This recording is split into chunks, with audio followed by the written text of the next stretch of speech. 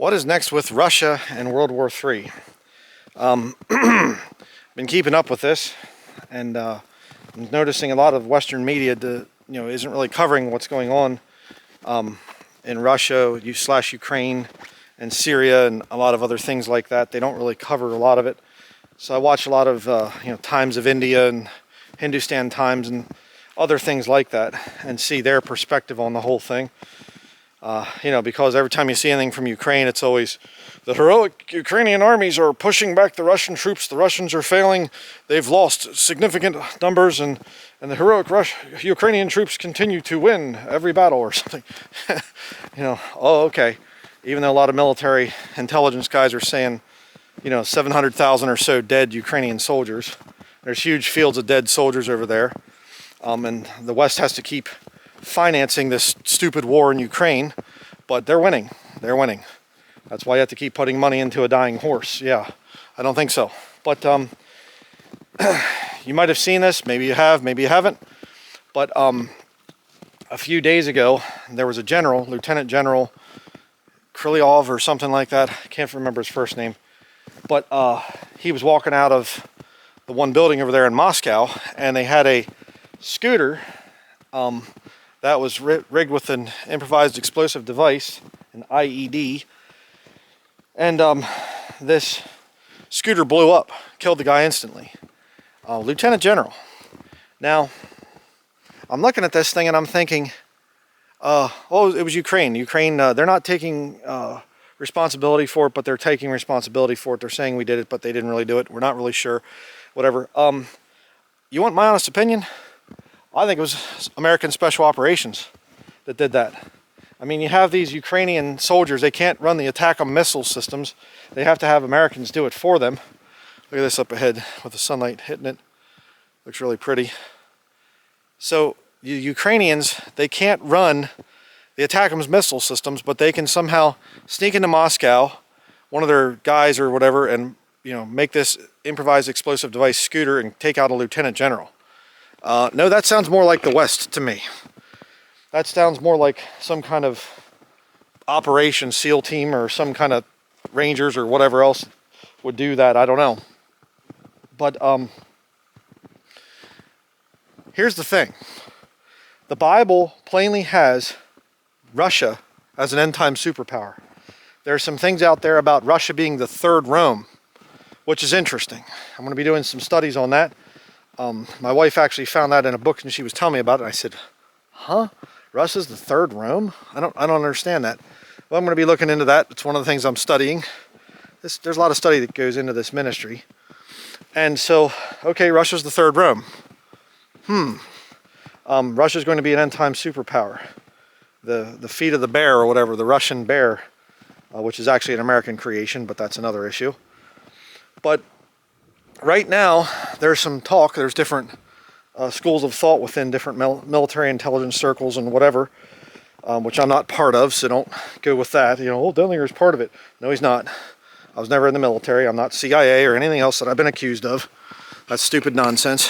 But one of the schools of thought is that if Russia waits till Trump gets in, then Trump is going to stop the war in Ukraine, and therefore then Russia and America can become best buddies again or something else. And, America can focus in on cryptocurrency and become the Bitcoin capital of the world.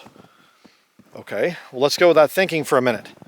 And what do you think would happen if America gets back on its feet financially? If America can prop the dollar up?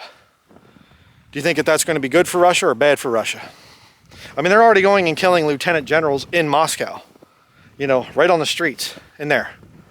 Well, let's see if we can do something to continue America. Let's just kind of keep it going a little bit longer. Really? I thought Russians were a little bit more intelligent than that. And I know I saw a real reporter over in Russia. He did a thing about Trump actually gave these shoulder mount missiles or something like this to Ukraine before the war with Russia and Ukraine really became a big thing, started or whatever there, and and reported on in the Western media. The war between Russia and Ukraine has been going on for a long time, but the whole issue there is Trump was giving weapons to the Ukrainians. Very interesting. But Trump's going to somehow de-escalate the war, and we're not going to have a war and whatever else. I question that. I question that very much. I think the reality of it is that Trump would only, if he does stop the war in Ukraine, I think it's just going to be for a little bit of time to get America's finances back up again so that we can really wage war on Russia. I mean, Russia, Putin, you have to realize the West will never stop. NATO will never stop. I mean, learn from history. NATO says it's wrong to bomb civilian targets. Then they firebomb Dresden and they firebomb Tokyo. Well, yeah, you know, and we have to stop weapons of mass destruction. Well, who is it that's used weapons of mass destruction throughout history? Oh, that would be America, right? But, you know, let's try to make some peace here with America. Why? So America can all of a sudden then develop our own hypersonic missiles? Right now, Russia has an advantage over America. Russia can, you know, they have the Orishnik missile, if I pronounce that correctly. It's a hypersonic missile. America has no defenses. So if Russia follows Bible prophecy, if this is the true time of the end and whatever else here, which I believe it is, if Russia is going to fulfill prophecy and become the end time world superpower, then Russia had better use those weapons. They better get it done. And we were joking about it the one time about how Putin just keeps drawing a line in the sand, you know, like this. You know, he'll, there, don't cross that. NATO goes, Putin says, okay, that one for sure. Now this one here, don't cross it. NATO goes like this. I mean, how many times have we seen this? Don't bring tanks into Ukraine. They bring tanks. Don't bring F-16s into Ukraine. They bring F-16s. Don't shoot at our civilian areas and things. They do it. Well, Russia, you better do something about it there. Putin, you better do something. You better stop saying, you know, and he came out, by the way, and said about they keep crossing our red lines. Yes, they do. We'll just, we'll redo our nuclear doctrine over and over again. We'll just continue to just sit back and wait till the time when NATO can get close enough to start killing large numbers of our civilian population. Haven't you learned from history? I mean, I'm an American. I love what my country stood for, not what it currently stands for. America has become an abomination. I mean, even in the best of times, America was doing some pretty wicked stuff. But now, with all the woke, you know, stuff and getting people to sterilize themselves and destroying, I mean, America's destroying itself. If you don't stop this nation, America's going to take that same self-destructive philosophy and spread it throughout the world. They're already trying to. Do something, Russia. You need to do something to stop this. All of our lives are at stake. You say, but we're just trying to, stop World War III from happening. Nobody wants World War III. Yeah, I get that. But you know what? In order to, it's kind of like saying I want to make an egg, you know, egg being peace, without cracking the shell. Well, I don't think that's going to work. You need to make some things happen. Yes, innocent people will die. That happens in war.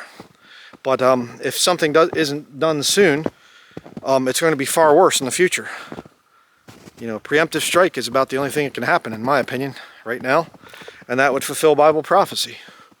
You say, so you're saying that you want this? I'm saying that it has to happen. I'm not saying I want anything. I'm saying it has to happen. Logically, it has to happen. And I believe it will happen according to the scriptures. I'm a Bible-believing preacher, a Bible-believing Christian. And I believe that the things that are recorded as Bible prophecy are actually, I forget how the one guy said it. You know, basically it's going to be fulfilled. It will happen. Okay, that's what it was. Lord just brought it back into my mind.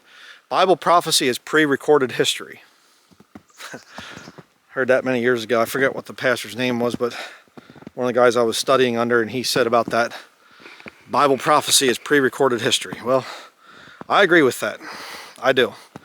And in order for Russia to become a end-time world superpower, they need to do something. And I hope that Putin makes a decision soon, because all of our people are at stake. If there's a really hard hit on America, a first strike type of a thing, then the war can end quickly. If it's prolonged, and you'll let America come back, and we'll use Bitcoin instead of the dollar or something, and we'll get our finances back up and we'll become a wealthy nation. We're going to buy more weapons and go right back to Russia again. Try to take over Russia. There's a thing about the North. The devil has an issue with the North. Read Isaiah chapter 14 and you'll understand what I'm talking about there. Lucifer and his desire to put his throne above the sides of the North. God is a northern God. All right, he's not a Mediterranean God for the Jews. He made a covenant with Abraham, Isaac, and Jacob, but that doesn't mean that he's Mediterranean. God is a northern God. So, but that is going to be it for this little video here, my little rant. Hopefully you enjoyed the beautiful snow with me this morning. I'm on my walk here, and let me know your thoughts in the comment section below. Thank you for watching.